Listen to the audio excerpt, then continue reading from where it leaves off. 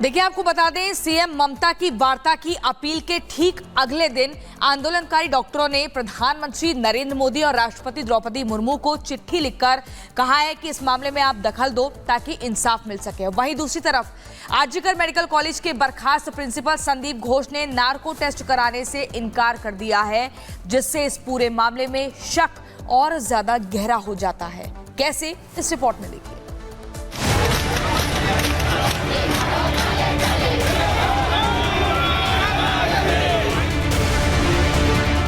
कोलकाता के RG Kar medical college अस्पताल में जूनियर डॉक्टर के रेप और मर्डर मामले में लगातार डॉक्टर्स का आंदोलन लगातार जारी है।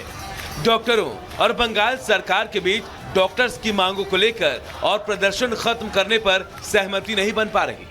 हालात ये हैं कि ममता बनर्जी सरकार लगातार डॉक्टर्स को आमंत्रित कर रही है, उनका इंतजार कर रही है, लेकिन डॉक्टर बंद कमरे में बात करने को तैयार नहीं। आरजीकर मेडिकल कॉलेज और अस्पताल बलात्कार हत्या की घटना पर विरोध प्रदर्शन के बीच जूनियर डॉक्टरों ने स्वास्थ्य भवन में अभया क्लिनिक नाम से क्लिनिकल शिविर शुरू किया।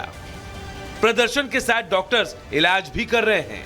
वहीं ममता बनर्जी के इस्तीफे वाले बयान के बाद बीजेपी अब हमलावर हो गई है। बीजेपी का कहना है कि ममता बनर्जी बस दिखावा कर रही हैं। ममता बनर्जी को न्याय दिलाने से मतलब नहीं, बल्कि आरोपियों को बचाने में ज्यादा दिलचस्पी है। ममता बनर्जी जी ने केवल और केवल निर्ममता का परिचय दिया है और लगातार जिस प्रकार से उनकी सरकार ने बेटी को न्याय दिलाओ नहीं बल्कि सबूत मिटाओ, सत्य को छुपाओ और बलात्कारी बचाओ किया है, आज केवल कोई सिंपैथी कार्ड खेलकर वो बच नहीं सकती। उनको अकाउंटेबिलिटी लेनी होगी। इधर सीबीआई भी संदीप घोष से लगातार पूछताछ कर रही है। सीबीआई ने सियालदा कोर्ट में संदीप घोष का नार्को टेस्ट करवाने के लिए अर्जी दी थी, लेकिन संदीप घोष ने नार्को टेस्ट के लिए सहमति नहीं दी, जिसके बाद सियालदा कोर्ट ने सीबीआई की याचिका खारिज कर दी। अब सवाल यह है कि आखिर संदीप घोष को क्या सच्चाई बाहर आने का डर है? क्या संदीप को अपने राज खुलने का डर है? सीबीआई पहले ही संदीप घोष और मुख्य आरोपी संजय रॉय समेत 10 लोगों का पॉलीग्राफ टेस्ट कर चुकी है। ऐसे में सीबीआई नार्को टेस्ट के जरिए संदीप घोष के पॉलीग्राफ टेस्ट में दिए गए बयानों को मिलाना चाहती है। इन सब के बीच सीबीआई और ईडी की जांच और तेज हो गई है। एक तरफ ईडी संदीप घोष और उसके करीबियों के ठिकानों पर लगातार छापेमारी कर रही है। ईडी को छापेमारी में घोष के घर से संपत्ति के कई दस्तावेज मिले हैं, तो वहीं दूसरी तरफ सीबीआई की जांच में संदीप घोष शिकंजे में फंसता नजर आ रहा है।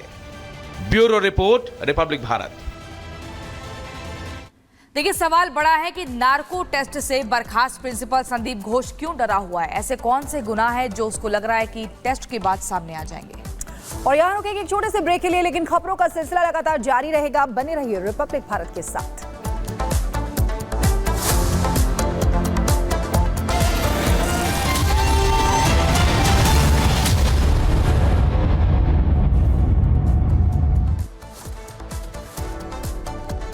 ब्रेक के बाद जाग उठा भारत में एक बार फिर आप सभी का बहुत स्वागत है। और अब अगली खबर आपको बताएंगे। उत्तराखंड के जिम कॉर्बेट नेशनल पार्क के पास पर्यटकों को ले जा रही एक गाड़ी अचानक से बह जाती है।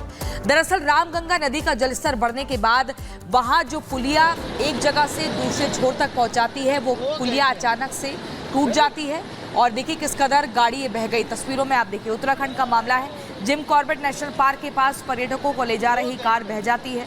भारी बारिश की वजह से रामगंगा का जलस्तर अचानक से बढ़ गया। इसी दौरान पुलिया पार कर रही थी जो गाड़ी, वो बह जाती है। गोल घेरे के भीतर आप तस्वीर देखिए, कैसे गाड़ी देखिए बहती हुई चली गई।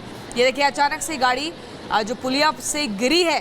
देखिए, उम्मीद नहीं थी ऐसा हो जाएगा, लेकिन बारिश लगातार हो रही है। पहाड़ी इलाकों में नदियों का जलस्तर बढ़ रहा है और इस तरह के हादसे हो रहे हैं।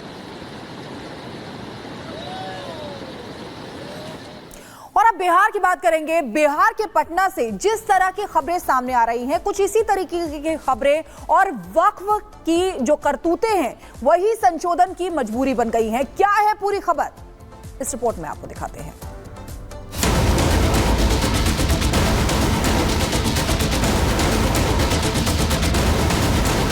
देश में जितना स्टेट वक्फ बोर्ड है, सब माफिया लोगों ने कब्जा कर लिया है। वक्फ बोर्ड में सुधार और बिल के जरिए संशोधन क्यों जरूरी है, ये एक ऐसे उदाहरण से आपको समझाएंगे जो आपके होश उड़ा देगा। मोदी के सांसद ने खुद इसका पुख्ता सबूत दिया है, क्योंकि बिहार के एक गांव पर वक्फ ने दावा ठोककर बवाल मचा दिया है। गांव वाले हैरान हैं और गुस्से में भी। 50 साल से रह रहे हैं। 50 साल हाँ। ये आपकी खरीदगी जमीन है। किससे खरीदे थे? खरीद राम प्रताप लाल जी के लड़का से खरीदे थे। 50 साल हाँ। पहले। राम प्रताप लाल जी के दादा के नाम से खतियान है, या खतियानी जमीन है। खतियानी जमीन। 1908 में सर्वे हुआ था, उनके पूर्वज 300-400 बरस से रहते आ रहे हैं। ये सरकारी जमीन है, गैर मालिक है। बोलते हैं कि पूरा ये कब्रिस्तान है, लेकिन कब खतियान में तो हिंदू का खतियान बोलता है, कब्रिस्तान तो है ही नहीं पर। अच्छा, ये लोग जानबूझ, ये रास्ता था, पब्लिक रास्ता बनना था, उसको जब बार बार उसको नोटिस देके बंद कराया कि रास्ता कब्रिस्तान का जमीन है। मेरा ही था, खानदानी जमीन था। हाँ। वक्फ की इसी दादागिरी को रोकने के लिए संसदीय कमेटी एक प्लान बना रही है। इसी जेपीसी के सदस्य को गांव जाकर लोगों से मिलना पड़ा। सांसद संजय जायसवाल ने ग्रामीणों से मुलाकात की और उनके दस्तावेज देखे।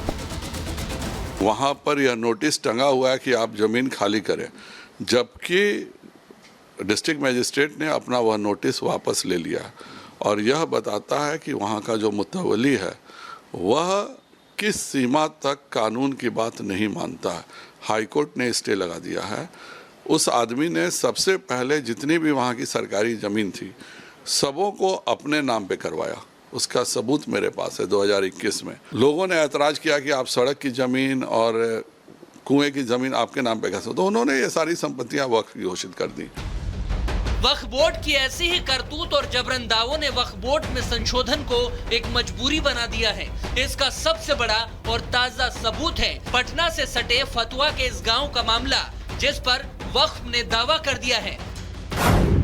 जबकि जिस गांव पर वक्फ ने दावा किया है उस गांव का नाम ही गोविंदपुर है।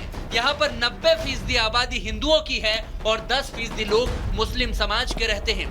इस गांव की जमीनें करीब 1910 से हिंदुओं के नाम पर दर्ज है, लेकिन बिना सबूतों के ही वक्फ ने इस जमीन पर अपना दावा ठोक दिया और कहा कि 30 दिनों में लोग गांव खाली कर दे।